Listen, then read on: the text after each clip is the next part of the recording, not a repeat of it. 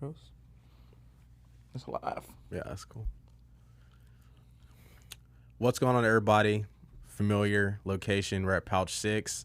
Shout out to Ryan. Shout out to Jake, who we're going to be interviewing Jake today. You guys know what it is. It's Opinionated Off Topic. I'm Cam Theory, the co-host, co-founder of Opinionated Media. I'm with Carlos Mojica, co-host, co-founder of Opinionated Media. And today we're with Jake. How do you pronounce your last name?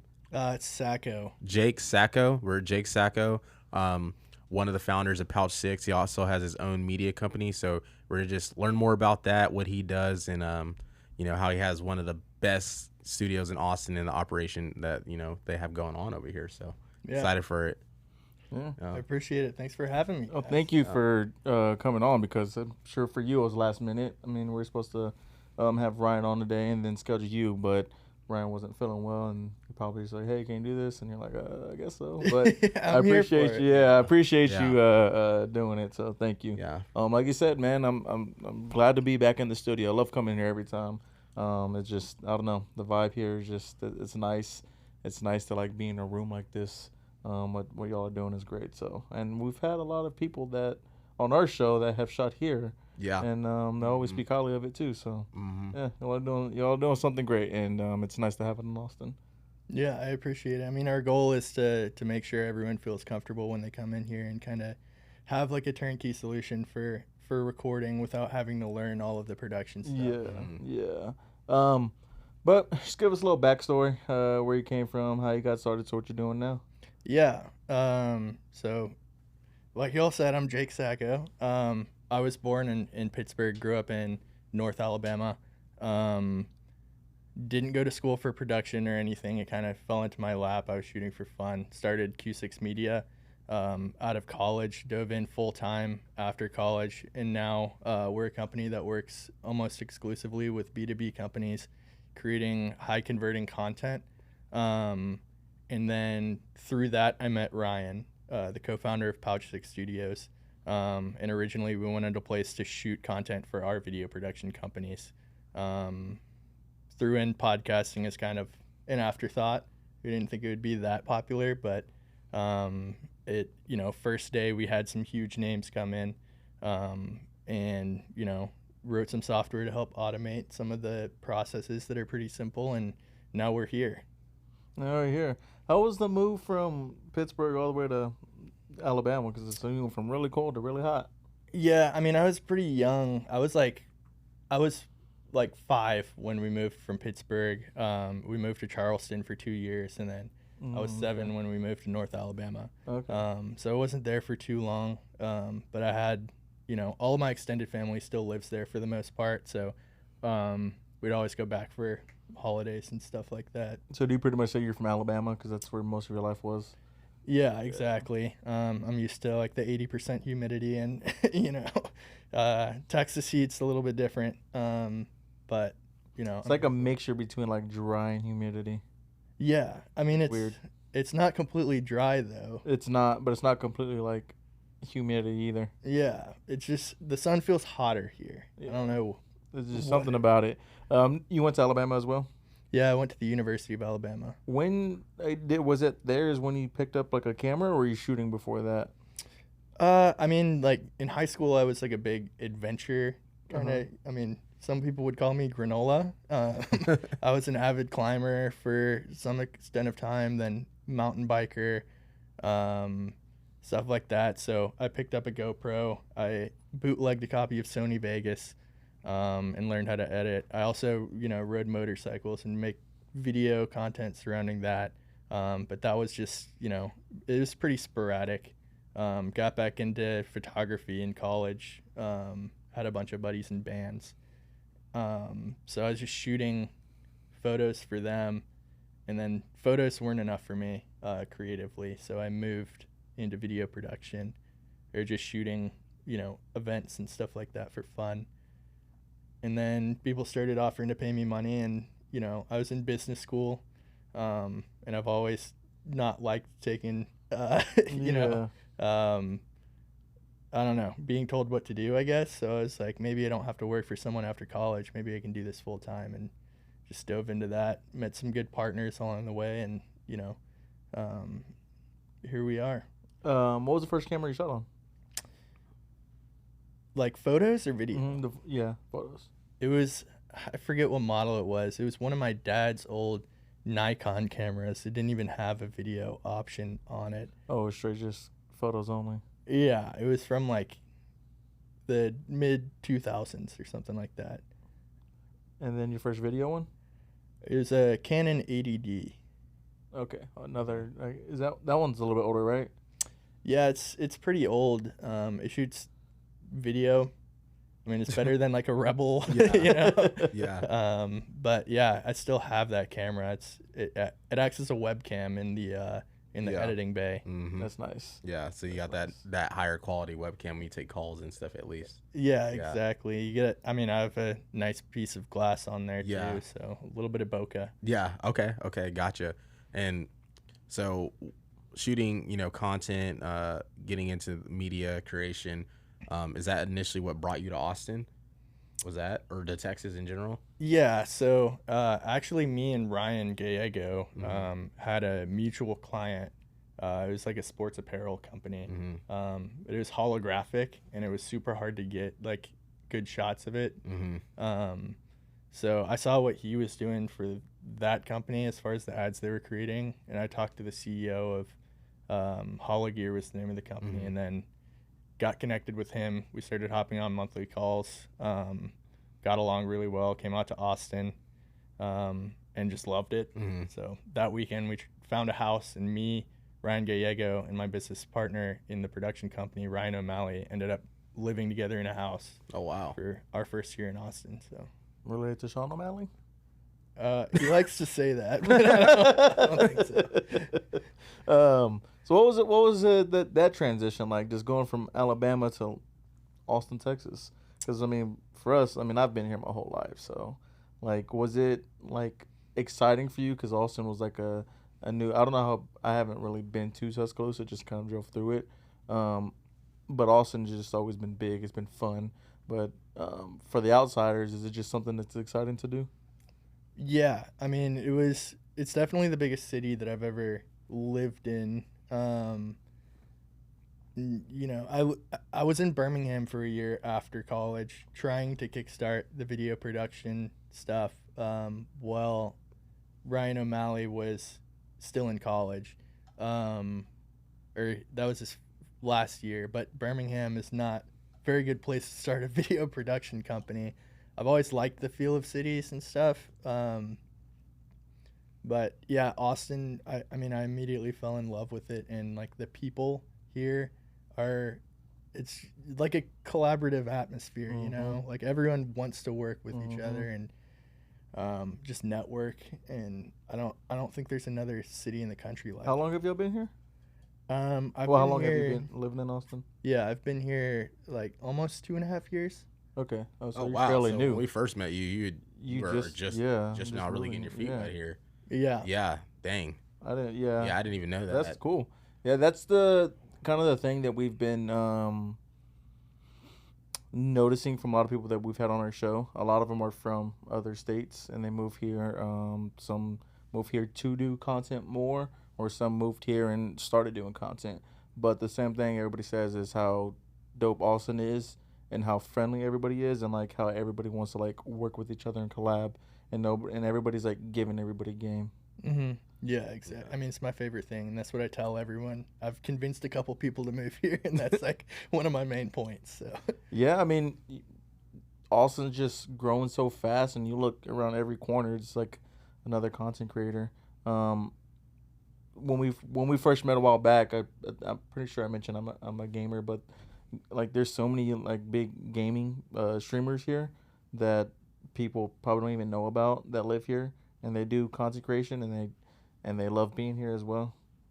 Yeah, I mean, I feel like you could do underwater basket weaving here and find a community. Yeah, exactly. What were some of the difficulties you had to face, I guess, in what was it, Birmingham? Starting up your company there. Yeah, I mean, I guess it's not really a marketing forward or content forward state in general. It's just a lot of old business, a lot of construction companies, a lot of people who are happy to, put out billboard ads. No one really cares about social media. They don't value content. So trying to sell something that people don't want is pretty tough. And then, no one's seeing that much ROI from it because they're not putting enough money into it anyways. So it was tough there. And then we were big in the music scene. Probably our biggest client there is Trey Lewis. Made a song called Dick Down in Dallas. Went platinum. Yeah. So he was like our only major client that paid us a decent amount at the time. And we thought we were going to keep going with music industry stuff, but it's just too tough. And without like being able to track metrics and see like a return on investment with those type of videos, people don't want to pay you that much. Unless you're just, Lyrical Lemonade or Yeah, and we just had a conversation about him on the way here too. Yeah, because he just dropped a podcast with this guy in Canada, and he was talking about how he got paid $800 for one music video, and it went super well for him. He ended up getting wired like I think $60K from the guy's manager because I guess the song changed a person's life and stuff. But he was just saying how even on YouTube, like for his own channel, like if he makes these music videos with these artists, he puts them out. A lot of times the labels own that music, so he doesn't even like make anything. He's just doing it for like creative expression. And then from the artists we've met here, if you're not like popping or big or have a couple hit songs, like their money is pretty, screwed. Like they have to pay for their studio. They have to pay for, maybe they only just make the music. They don't mix or do any of that stuff. So they got to outsource that. Then if they want a music video shot, and obviously you having the skills and the equipment that you do have, it's going to come with a certain price. And for them, they're like, oh, this isn't as valuable. So I can definitely see why that wasn't like the best option. I guess when it came to finding clients and stuff like that, what have been some of what are some of the people you work with or subjects or things like that, categories, I guess? Yeah, I mean, we've done a huge variety of different types of content for different industries. B2B, like, we work with some oil and gas, clients, and then an app that facilitates real estate investment, litigation law marketing companies, Okay. which is super interesting. But there's a ridiculous amount of money. Like they're spending like $100,000 in ads a day.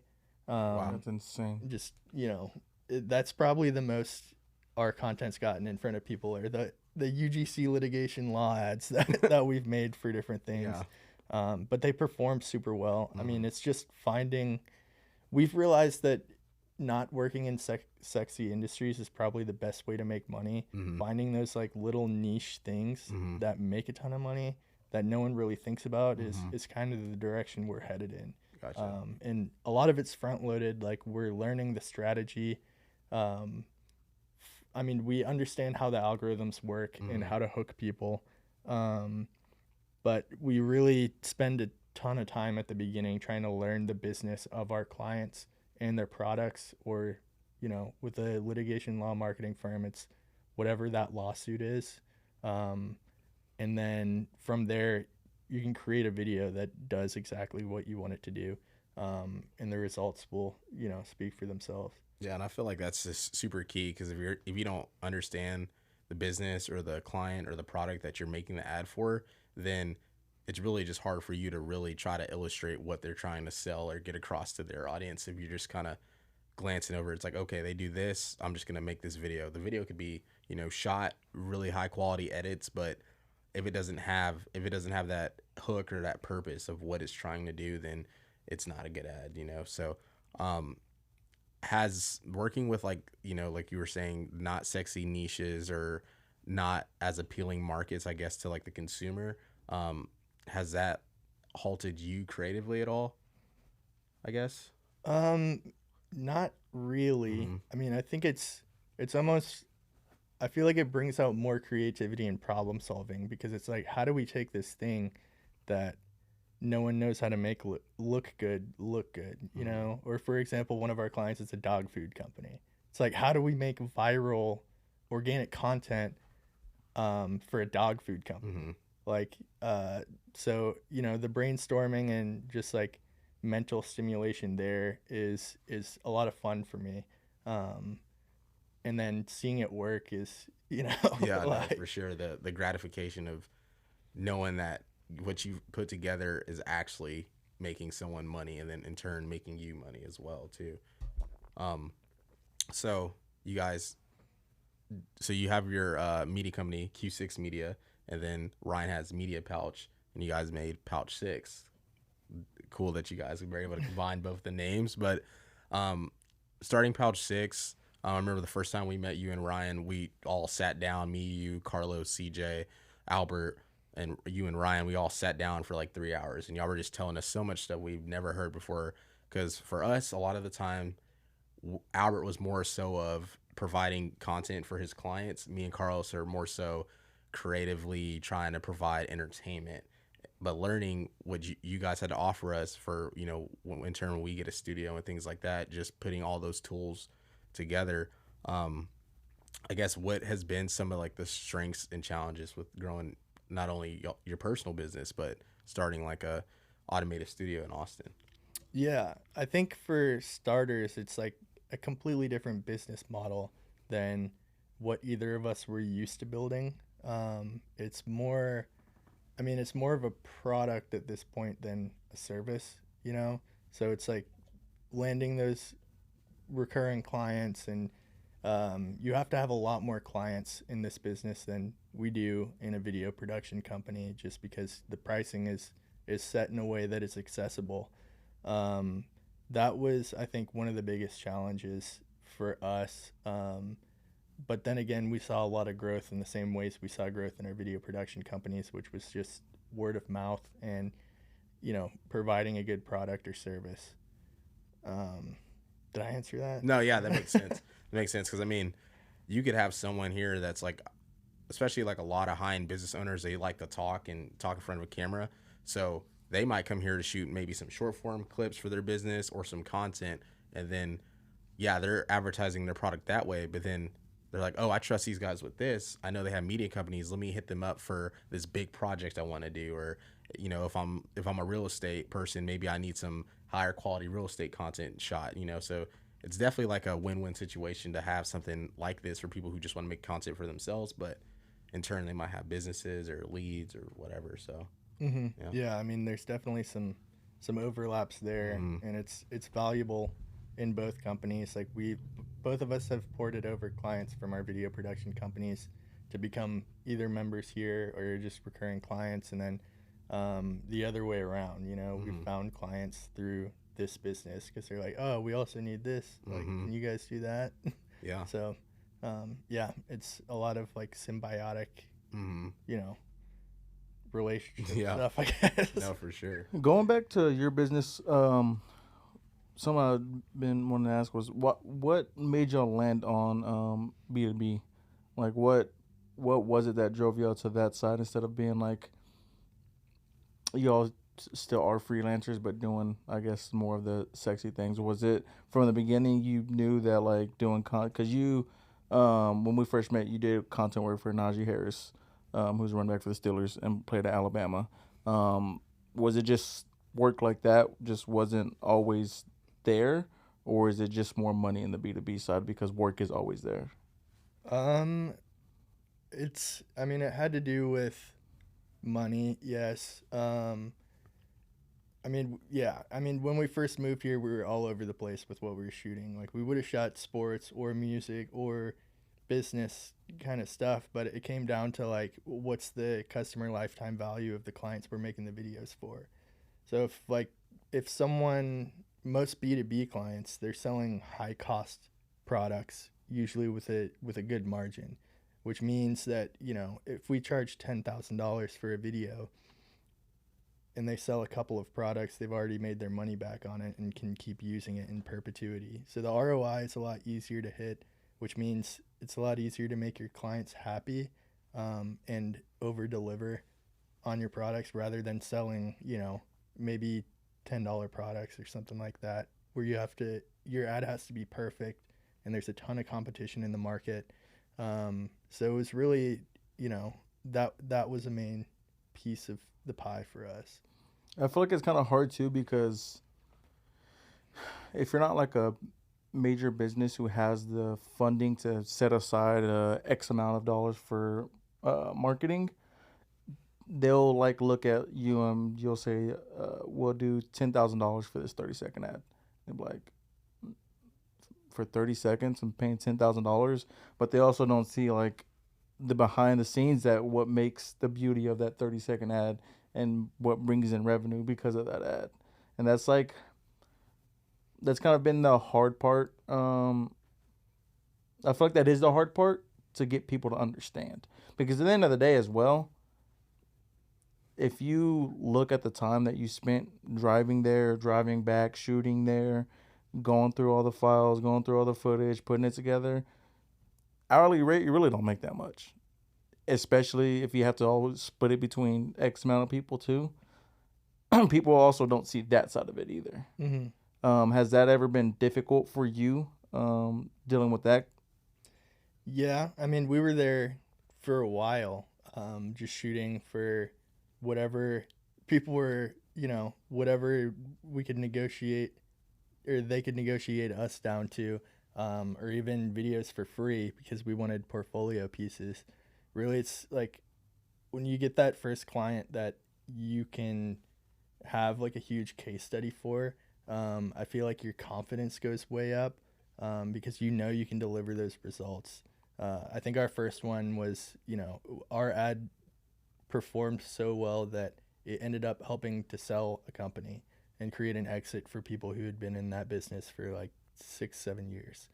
So we were like, wow, That's okay, crazy. like we do know what we're doing. And I feel like that confidence carries into strategy and how you execute with video production, and then obviously how you pitch and how you pivot.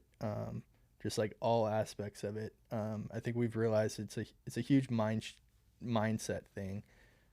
So if we can get on that high, we get momentum and things just grow. When y'all first moved here, was it just you and your buddy from college that was your media team? Yeah, it was just the two of us. Yeah. When y'all got like big jobs, did y'all have to hire people out? Or has it just always been y'all? I mean, we had hired people out. Mostly it was just me and him. I mean, 2 shooters. We'd set up lights if we needed to, that kind of thing. I'd say 95% of the time it was just the two of us doing everything from pre to post production. Was that hard?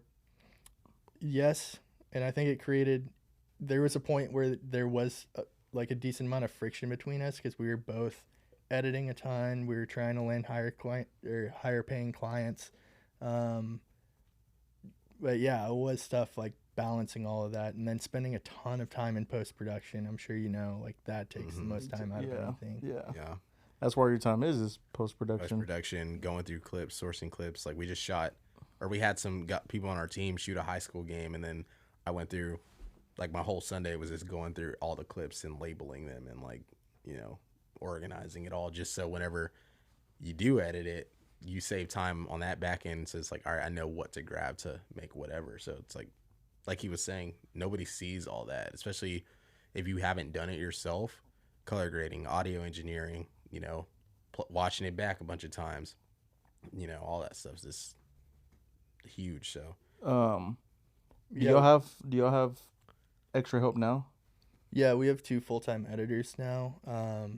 So that was like the biggest thing for us that helped us. I mean, we were stuck in this, it seemed like an endless cycle of like landing enough projects, being like pretty happy with where we were at, spending all of our time in post-production so we couldn't find new clients for the next month. And then we would finish all those projects and be like, oh shit, like what are we going to do this month? And then have to, like hustle to get something going, especially when it's like your livelihood.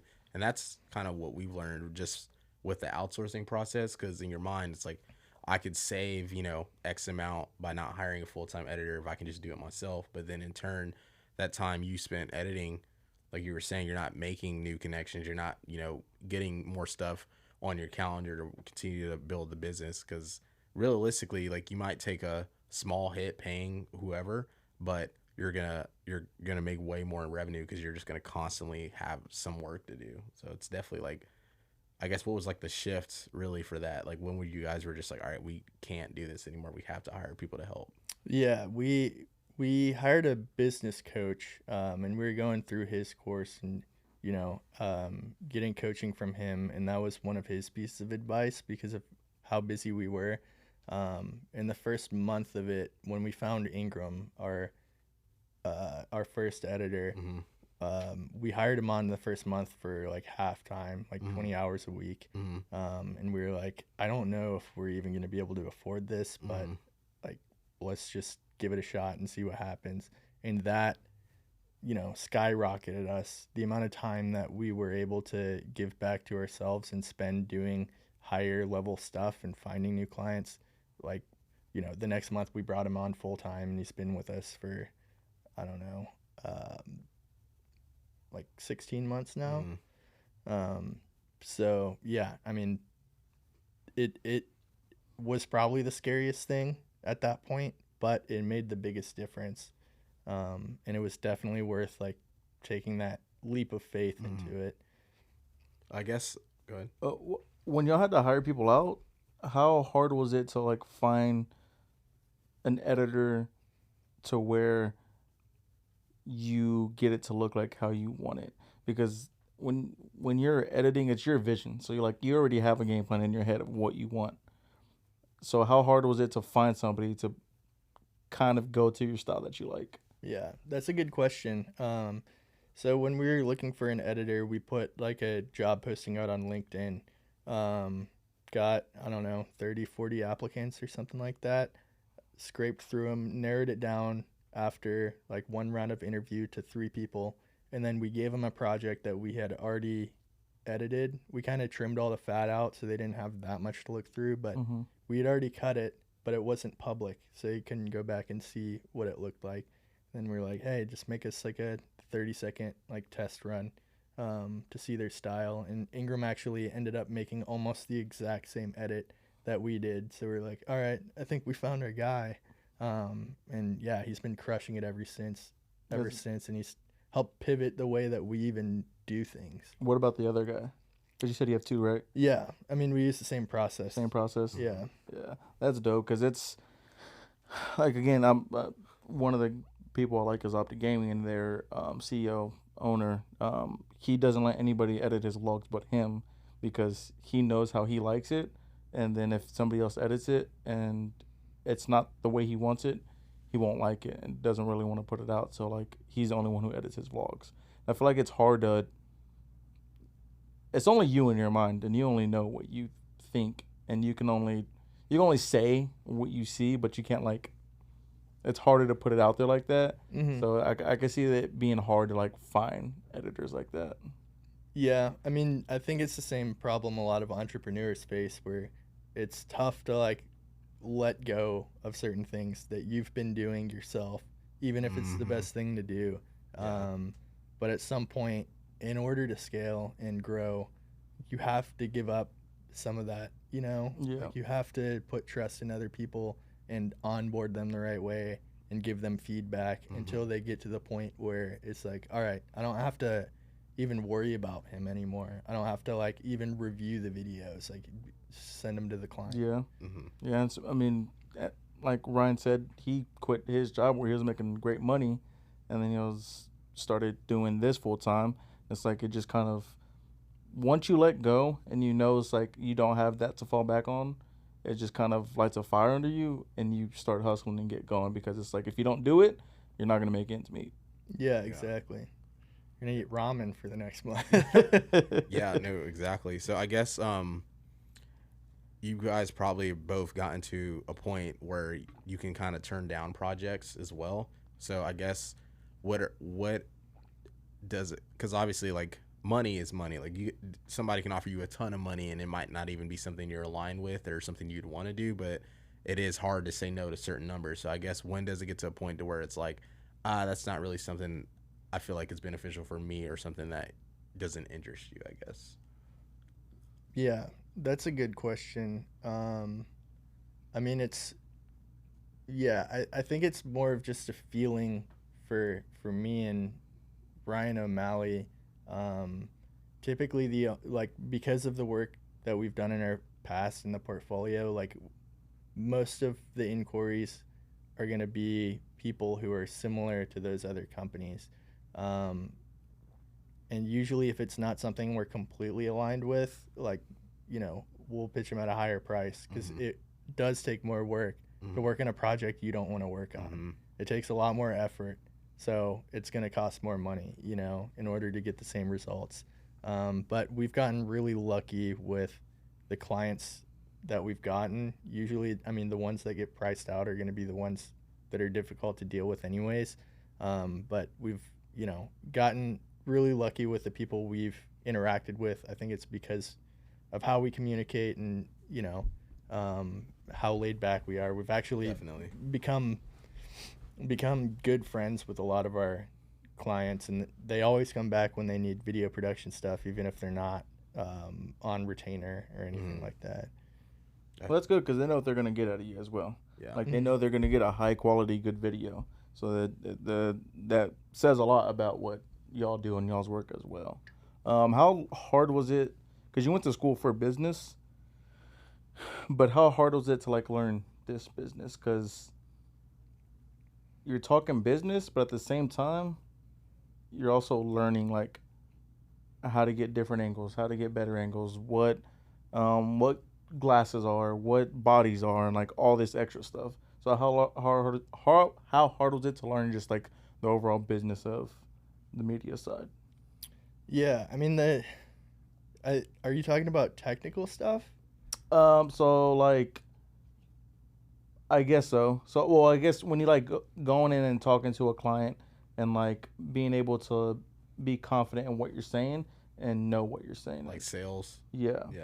Yeah, I mean that just came with time, and I haven't found a shortcut to that yet. It's just a continuous improvement, and confidence has a huge thing to do with it. Like I was talking about before, I don't think I learned really anything in college as far as like business itself goes. Not really much applicable stuff. Most of it was just networking, learning how to talk to different people. Fortunately, Alabama is like 60% out of state, so it was just people from all over the U.S. Got me used to communicating with people who came from different backgrounds and stuff. That was really the biggest thing I learned. But I think it's really the same as starting any business as a young person. It's just failing and learning from your mistakes and learning how to get better and constantly seeking out new information. I'm a huge YouTube guy, so that's how he is. Consume a ton of content there. I think it's way more valuable than college. Yeah, and you can kind of pick and sift through what you like, especially having some inspirations or people to kind of reflect with. And that leads me to my next question that I had for you is, you're obviously super versed with cameras, creating content, editing. Has there been anything of your own that you've liked to work on? Like, do you have any passion projects you like to do or anything like that?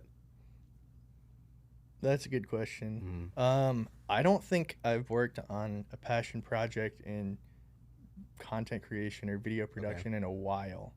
I used to make like travel or adventure content.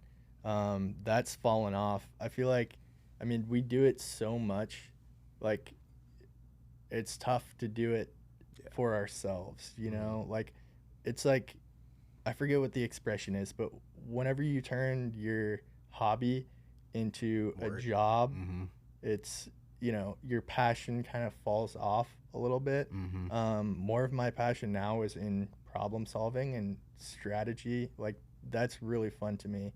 Or at the studio, it's like figuring out hardware and software solutions to these problems, or building lights, like just building something that no one's built before that solves a problem here is a lot of fun for me. So I don't know if that answered your question. No, but definitely, yeah. I definitely get it because, like Carlos has said, he's a big gamer, and we've always talked to him about streaming or making it make sense. But at the same time, when you do something like that, especially with something like streaming, it is a full-time deal. You got to put in the hours even just to get to the point to where you are making some kind of income, and then that in turn makes it feel like work. It's like, all right, I'm getting on the game to play, but also got to turn on this webcam, interact, and kind of use this energy on that aspect. And even for us, like with the sports content, for a while we were doing like sports videos and stuff like that.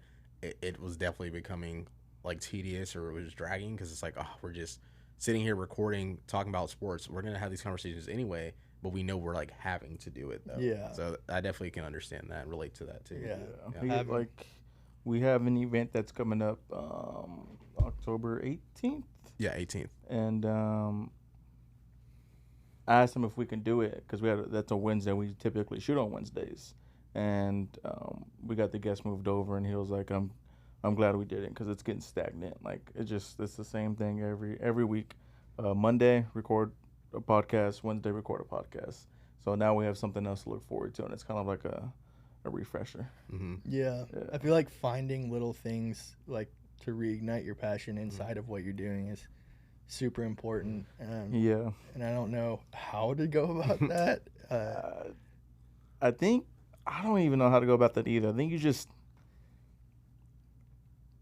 kind of find it. I don't know how to explain it. Like it's just something that just happens to you that like reignite. Like for me, moving out, that like reignited my passion. You could probably see it too because I'm working a lot more. I'm getting stuff out a lot faster, and like looking for more stuff to do. So I think it's just like probably just like life changes, I would say. Yeah. Like reignite your passion. Even like this situation, we talked to our guys that were at Dreamer before we came up here, and then seeing you, and just kind of, I was talking to him before we even started, just kind of getting around people that are, doing something that we strive to do, but are at a certain level with it, and just learning and being put in a different setting, like shooting somewhere like here.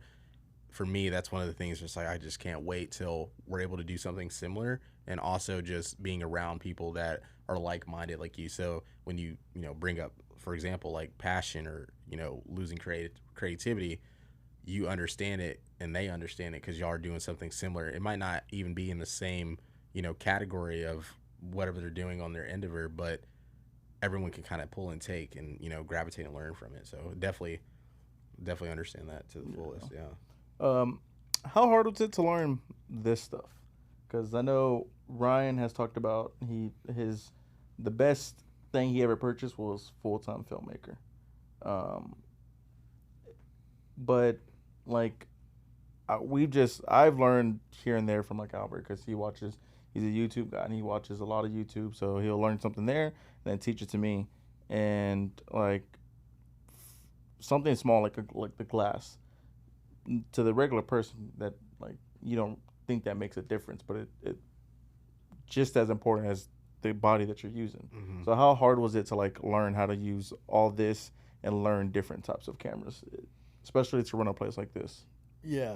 I mean, I think everyone learns differently. You know, some people need a more structured approach to learn the technical aspects of things. I've always been pretty technical and decent at research.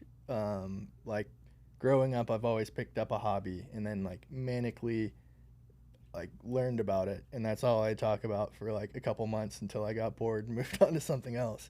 But the technical stuff was, since it was so interesting to me, it was, it was pretty easy to learn, and like I was just consuming content at a ridiculous amount, just absorbing everything. And then another part, I mean, this is almost more on like the live production side of things here. Q6 got hired to manage like 8 venues at the World Games last year, and there were, we were working with international sports broadcasts, like huge production teams, Tissot for Swiss timing. So I kind of learned how to route things and how all the switchers and stuff like that worked, how to set up video walls and different feeds. So that definitely helped a lot and made me more confident with this side of things. And then it's also just fucking up and Yeah. figuring out what's wrong. Yeah, because that's probably the biggest thing. Because it's like you can watch a lot of videos and like go and take it out what you're doing, but there's also something that in that video they didn't tell you about. So like the biggest thing is like white balance. Like people will go out and shoot, and they'll like take a Peter McKinnon video of like we'll just say his camera basics, and he talks about aperture, ISO, and shutter speed, but like he never mentions anything about white balance. That I don't think. No, he doesn't. But it's 3. yeah, but depending on like the kind of room you're in, you have to be able to like know about that and change your white balance. And then I feel like you just have to keep digging to be able to like, okay, now let's put this all together. Because I would watch the videos, but it wasn't until Albert told us like y'all should be changing those white balance all the time. Yeah. Because each room is different. Each lighting, you're not gonna have this. Like for us, we don't have the same constant lighting every time. Because we have our other people who shoot a podcast, and they change the lights. And then we have to like try to match the lights to what we shot last time. But it's not always the same. So it's just stuff like that it's you just have to kind of like always watch or just learn from other people and figure out to be able to put everything together. And I just recently found out that you can adjust the white balance on Final Cut in post. Yeah, in post production. Yeah. Yeah, I did not know that because we were filming a what's it called? Top this. No. Me and I were filming a concert. No, the houses. Oh, real estate. Yeah. I can't think of the word real estate. We're filming real estate, and he was like, "Yeah, just reset the white balance in post production. You'll be fine." And I was like, "Can reset the white balance in post production?" He was like, "Yeah, I'll show you later how to do it." But then I learned that, and then it came in handy because a few of our pods after that were like yellow. But I was able to reset the white balance in post production and change them to like a regular white, and then be able to color grade from there. Yeah, there's a lot of different tricks. Even in Premiere, I mean, you can change the temperature. So, or you can find somewhere that's supposed to be white or supposed to be gray and use the eyedropper and click on that, and it'll get you drag close. it out. Because I'm gonna here hopefully soon. I'm gonna switch to Premiere. I want to learn Premiere, and I think when I do it is I'm gonna get the he and him are gonna go half on the full-time filmmaker as well, so we can just learn it too. Just especially with us getting into the studio next year, it'll be a nice, like, obviously they don't like send you like a certificate like you finished it, but it's a nice stamp of approval for not only us but to have that knowledge as well. So whenever a client comes in, or even just some of our friends that have been wanting to do content, we kind of have this as a reference point and a reference guide, and we can always go back and reflect to it and learn stuff. I'm sure there's going to be a ton of information, so there's stuff that you're going to miss the first time or the first couple times you go through the program, but definitely just being able to learn that, get more granular, especially with like more of like the technical and hardware aspect of things, because even in editing, I feel like editing, it kind of just depends on what you're trying to do. If you're just doing like podcasts, short form content, things like that, you don't really need to do a whole lot, as opposed to someone that's like making music videos and using like After Effects and all that stuff as well. But even like with cameras, like just recommending stuff to people. We've had people on our podcast that want to shoot content, but they don't want to go drop, $2-3 grand on a camera. And it's like, all right, well, you can get something like a ZV-1. You just need, 1080, you can shoot in 4K. Like, you can still get what you need with that. It's good enough to get the job done. And most people are like, oh, I didn't know I could get that camera for like $700, $800 and, also vlog with it, shoot gym content. So it's definitely like good to learn that kind of stuff and just learn about mics and what mics are, different for each situation, so shotgun mics, boom mics, stuff, all that stuff. So it's super cool to learn all that. I guess you had mentioned that you guys are, can I say this on camera about the collective?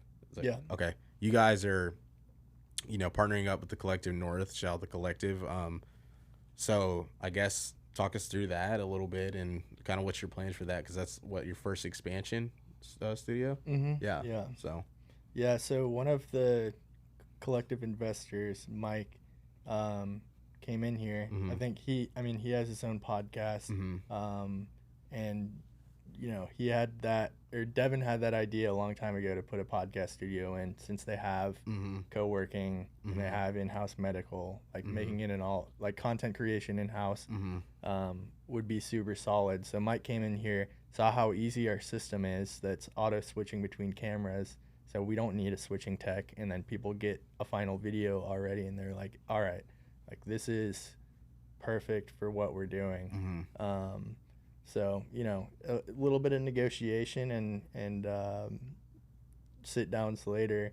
We signed that, and, we're going to put a podcast studio in there, and kind of, our clientele is kind of the same, Yeah. It's like the higher level kind of people who can take it seriously, entrepreneurs, stuff like that. It was just a really good fit, and we're stoked to build it out. That's awesome, because since I've been going there the last year or so, like I met Austin downstairs, like Matt Choi, a couple people that are just killing it in what they're doing respectively, and just have met those people in the gym. Most of the people in the gym are professional athletes, high level entrepreneurs, or the creatives themselves. So just having something like that's very easy for a really busy person like these people are, to sit down, get some content out, and then just keep it going. Like, it definitely is like a no-brainer for Collective and Pouch6, I feel like, to work together. And it's super cool just like just going there for myself, and then knowing like, oh, I know Ryan and Jake, like we met them a long time ago, and now to see that y'all are doing that, then knowing Jeremy and stuff, it's super cool to just see it all come together. It's great. Did you meet Eli at the Collective? No, I met Eli at Matt Worthington's dinner. That's right. Yeah. That's right. Yeah. We had finally got him on. Yeah, we had Golden Cricket. Yeah, Golden Cricket. Oh, really? Yeah, we had him on right. I don't know if it was the day after, but it was right around that video he filmed in here that blew up. The joke? The joke video about I forgot what the dang was, but it was about being gay. Do you know that one? Do you know that clip? He recorded so many. But he recorded he said he recorded like 30 or 40 clips. Yeah, and it was one like on that hour. That was like the I guess the one that blew up. It got him like 1.2 million views. Yeah. And we had him on right after that. Yeah. It wasn't too long ago. It was about a month ago. Yeah, we finally got him on. Yeah, that's good. He's a character. Yeah, he's hilarious. He's everywhere. He's definitely everywhere. He's everywhere. All over the place. Yeah, and his mind's always going. He's everywhere. Yeah, he's cool though. It was a fun, interesting pod. It was fun. Yeah. So with the Collective, how hard is it to, I guess, be able to talk to them and for them to see? Because Mike is the guy who had Matt on, right? Was that him? Matt Choi? Yeah. No, that's I forgot his name. I think he's like a coach. Mike has tattoos, right? Yeah. Yeah. So because I saw him in the clip. So I guess Mike is another owner of the. Okay. Yeah. How hard was it for y'all to be able to get the other investors to also see the vision that Mike had? Yeah, I think Devin already wanted to do it, and that was in his mind when Mike came in here and kind of saw the process and the vibe that we had created. He was just like, yeah, this is a perfect fit. Went to Devin, it's like, hey, this is a good idea. So then he brought Devin in here, and Devin hopped on a podcast with Mike and got to see it for himself. So that's really where it all came from, the experience. That's what we try to do. It's hard to like get a grasp on really what we're doing from our website. It's really tough, like figuring out the messaging, but also being able to describe the feeling of recording, especially in like an intimate setting without someone like sitting there awkwardly watching you in the corner that you don't know, Yeah. So yeah. Can anyone go in there, or is it just people that go to the Collective go in there? Anyone can. I'm not gonna. You just have to pay a fee. Pricing yet. It'll be similar structure to here, where it's probably going to be mostly members. Yeah, gotcha. I'm assuming hopefully it'll like tie in probably with like the membership there too, because like with the Collective you get so many perks with it, So that's probably just something else. Like they added pickleball, like stuff like that. All this stuff. There's always stuff that they're adding into it. So So it's Jeremy's finally met you. Do y'all plan on doing? I don't know if you can talk about it or if you even talked about it at all. But are y'all for next year? Are y'all able to do anything for NFL Elite Week there? I'm not sure. We haven't talked No, any of that yet. Most of our focus is on like trying to build this thing out and get it up and running efficiently as soon as possible. Yeah, that'd be dope if y'all could. That'd be dope. Yeah. I guess one of the last things for me is advice you have for people who want to start a media company or somebody who just wants to start content creation. Yeah, I think, the biggest piece of advice is to just start creating, like start doing it.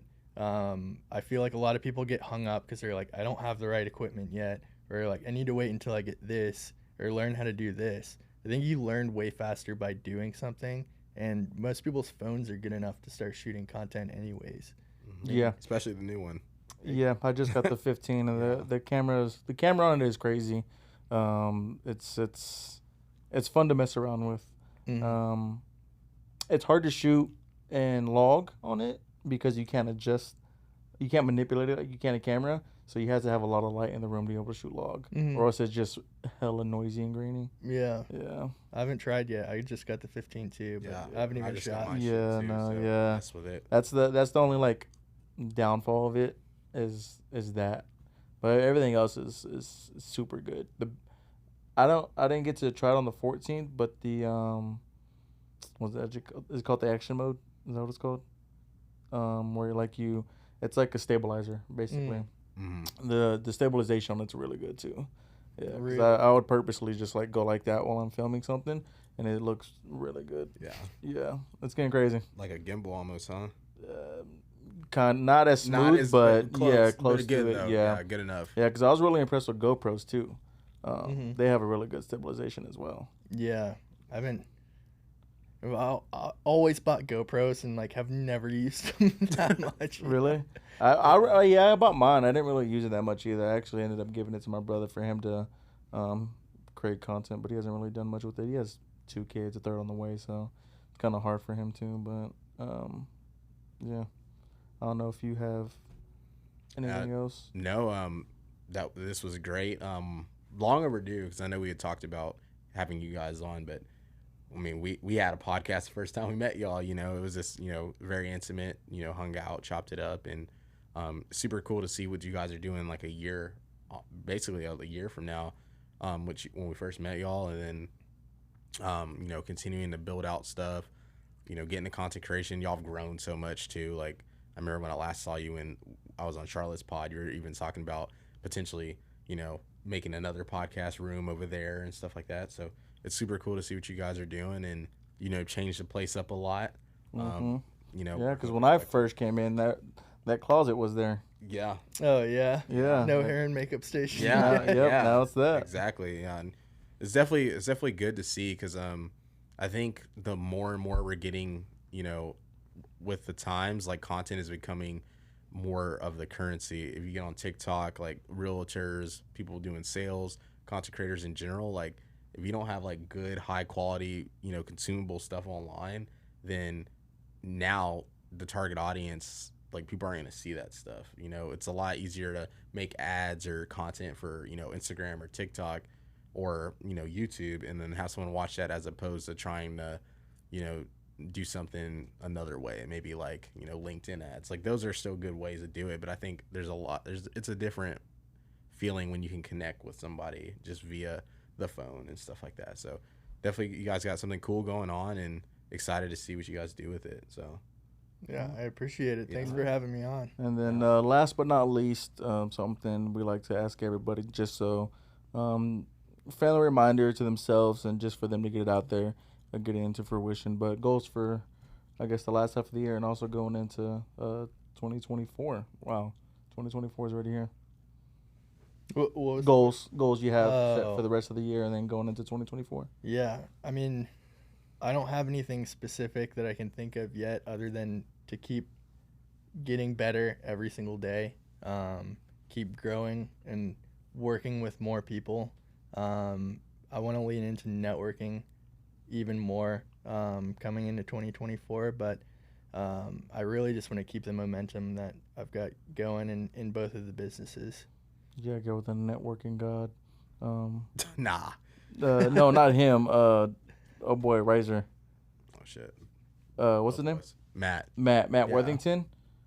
Him and Matt Worthington, they know everybody. Too many people. No, I'm Too just many kidding. people, Never yeah. know too many people, but they, yeah. nah, definitely. Yeah, we're gonna be at the Riser event October 18th, so we're gonna have a booth there, like you guys had that one time. Mhm. So if you want to stop by, we'll be there. So yeah, try to plug you too, and that's another thing with especially like as we get into a studio and stuff. If there's somebody that we feel like better for y'all or like more of a better fit, we'll definitely relay and referrals and stuff like that. So all about helping each other. So For sure. Likewise. Yeah, we'll do definitely. the same. I guess since you have any goals, do you have like is there one big either brand or person you want to work with or shoot content for? No, I mean, let's see. I had something on my mind. Yeah, I mean, for the video production company, I want to definitely scale into marketing a little bit more, actually running the ads. And then for this business, we're getting to the point where we're going to build pan tilt heads to automatically frame the cameras. That's dope. Like facial recognition so that it can frame them every single time. That's dope. Just, that's my goal moving into 2024 for here. And that'll get rid of, pretty much most of the rest of the 10% that hasn't been done yet. Yeah, that's dope. That's cool. I'm looking forward to that, and then we'll probably be in here when that happens because Definitely. we plan on regularly at the end of the year shooting here, our end of the year pod here because it's, like I said, we like the vibe here. We like the setup here. Y'all are dope people, and they're just, we like being around y'all, like-minded people. So we'll probably be back in here sometime in December. Yeah. If not before that. Definitely, yeah. Yeah. But again, thank you for taking time out your day. I know it's last minute, so Yeah, I really appreciate that. I had fun. It's always nice picking y'all's brains and hearing how y'all came up and doing what y'all are doing now. So probably won't be the last time. So again, thank you. Appreciate it. It means a lot. Yep, thank you for having me on. It's great to see what you guys are doing now from a year ago. Yeah, so. It's awesome. Thank you. Yeah. So if you guys can find Ryan, or not Ryan, sorry. You guys can find Jake on Q6 Media is your Instagram, right? Yep. Q6 Media, obviously Jake Sacco, right? Sacco. Jake Sacco as well. If you guys need, content short form, podcasts, photo shoots, anything, even just, some expertise on learning how to edit something or whatever, I'm sure they can consult or anything. Make sure you guys hit them up. Pouch6 everywhere, Instagram, Google. Premium location in Austin. Premium location on the east side. Very nice spot. Good businesses as well in here. And shout out to Ryan as well. Look forward to having you on soon and seeing you soon. And that'll do it for me. So. Yep. Do you have any last shout outs you want to give or anything for us? Nope. All righty. That'll do it for your boys over here at Opinionated. We'll catch y'all guys next time. Peace.